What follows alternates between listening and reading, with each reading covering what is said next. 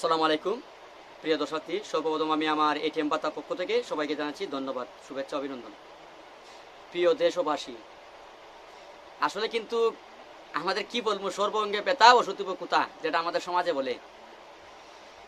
বারবার কিন্তু প্রত্যেকটার দলেরই কিন্তু নেতারা বলতেছে যে বাংলাদেশকে দুর্নীতিমুক্ত করো, যাতে দুর্নীতি যাতে না হয়। যেমন বিএনপির মহাসচিব মির্জা ফখরুল ইসলাম সাহেব বলছেন যে আমার লোকে যেন কোনো জায়গায় কোনো চাঁদাবাদি না করে, এটা সব দিকে সর্বস্থলে আমার যারা জড়িত আছে বিএনপির অঙ্গ সংগঠনের কেউ যেন কোনো চাঁদাবাদি না।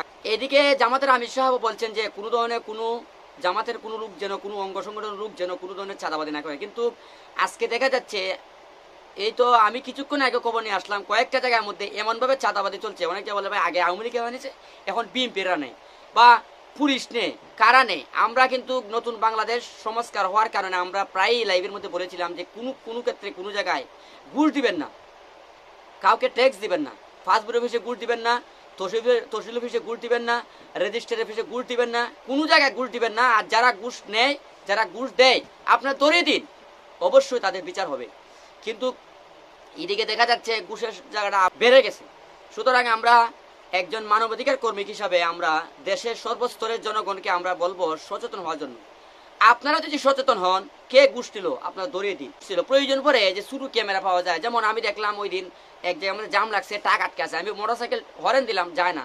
দেখা যাচ্ছে কি টাক থেকে কি 500 টাকা লুট বের করে ওই ট্রাফিককে দিয়ে দিল। আমি অবাক যে রে কি আশ্চর্য। তো আমি বলবো প্রত্যেকটা টাকার মধ্যে শুরু ক্যামেরা পাওয়া যায়, হয়তো 1500 টাকা 2000 টাকা, এই টাকার মধ্যে ক্যামেরা দিয়ে দিন। যখন নিতে চাইবে টাকা, আপনারা টাকা দিতে চাইবেন, তখন কিন্তু ক্যামেরাটা যে হয়ে যায় ওইটা দিয়ে মামলা করতে পারবেন।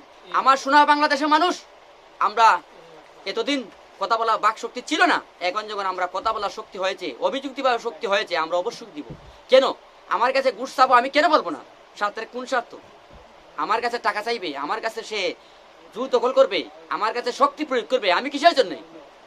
অবশ্যই অবশ্যই আমরা যেন সচেতন হই। কারণ একজন মানুষ যদি আমরা সচেতন না হইতে পারি, তাহলে তো আমরা দুর্বলের কাছে হেরে গেলাম। আমরা মুগ্ধা সাহসিকতা দেখাতে হবে, কারণ সাহসিকতা ছাড়া কিন্তু কোনো কিছু হবে না। কারণ হলো দেখবেন লোক যদি দুর্বল হয়, এটাকে যে মনে হয় লাভ দেয়, কমসে কম তো হাত দিয়ে সাবাস দেখাতে হবে, তাহলে তো সাকসেসফুল হওয়া যায়।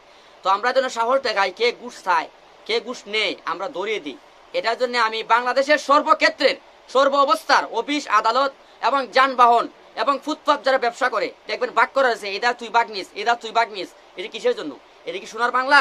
আসলে স্বাধীন করতে অনেক কষ্ট হয়েছে, স্বাধীন করতে অনেক মানুষ মৃত্যুবরণ করেছে, কিন্তু স্বাধীনতা ধরাটা কিন্তু সবচেয়ে বড় কষ্টদায়ক। এটা যেন আমরা সুন্দরভাবে এই বাংলাদেশের স্বাধীনতাকে ধরে রাখতে পারি, এটাই বলে আমি এখানে বিদায় নিচ্ছি। আসসালামু আলাইকুম।